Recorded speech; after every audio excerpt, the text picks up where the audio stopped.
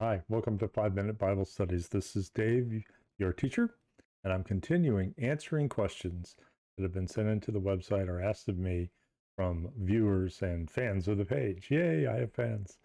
All right, my friend Chet asked me a question when we were in a Bible study talking about the death and the resurrection of Jesus. And his question had to do with the Shroud of Turin.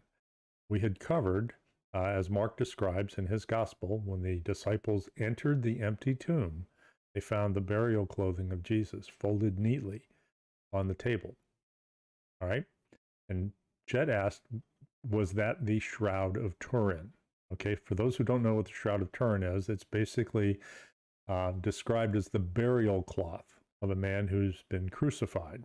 Some people say it's Jesus. There's an image burned into the cloth or stained into the cloth somehow.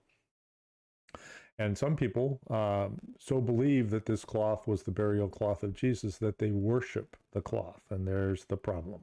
Okay. So we're going to step back and we're not going to talk. We'll talk about the Shroud of Turin, but we're going to talk about some other things too, because what has been set up here is an idol. Now, this has created some confusion in the minds of a lot of people. And whenever there's confusion, God is not involved. Okay. Confusion is a tool, is a weapon of the enemy. It's a weapon of Satan, the devil.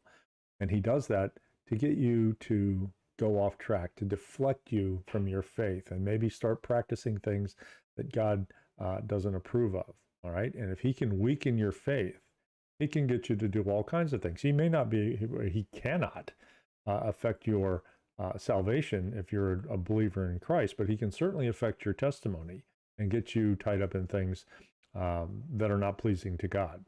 So let's consider what the Shroud of Turin is. All right. The Shroud of Turin is actually described in the Old Testament as an idol. Idols are things that can't save you. They're made of wood or precious metals or maybe gems, but they're handcrafted. They're man's attempt to craft God. And then people would worship those little idols. They would have household idols. They would pray to them and sacrifice to them and do all kinds of things. But God mocked them. He said, how can these, they can't even talk to you. How can these things save you? How can they do anything?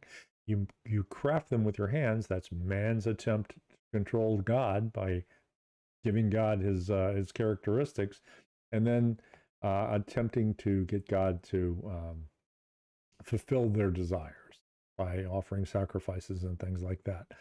Idols are blasphemy. Blasphemy means completely fallen away from the truth. An idol is a blasphemous object that God does not that does not represent the true God is the best way to say it. Idols can be anything. They could be the Shroud of Turin, which is basically just a piece of old cloth. Okay, it could be some handcrafted object. An idol could be a saint, a human being who has been canonized or deified by a church. Okay, those people are lifted up. They go through a process. Yes, they lived a life or God worked through them. I'm not saying that these were necessarily bad people, but I'm telling you that the Bible's very clear about all people. The Bible tells us that all have sinned and fall short of the glory of God. People who pray to saints are praying to idols. There is nothing. There's no idol. There's no shroud. There's no scraps of wood from the cross, nails from the cross. I've seen all kinds of different churches that proclaim to have all these artifacts and these relics. Those things are all idols, just like the Shroud of Turin is. And whenever we take our eyes off of God and we fix it on whatever idol is there, whether it's a saint or a relic or a shroud, we're fixing our eyes on something that is not God. And we're praying and putting our faith into something that is not God.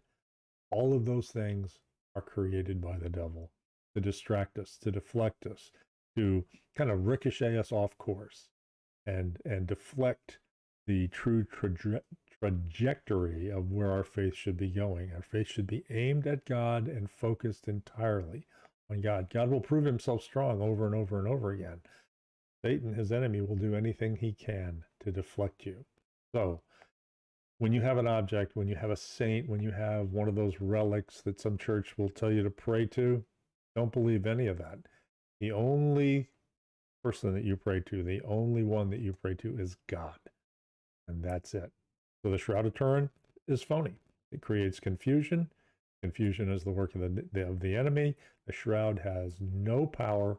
It has no ability to save you. It has no ability to do anything except disrupt your Christian life.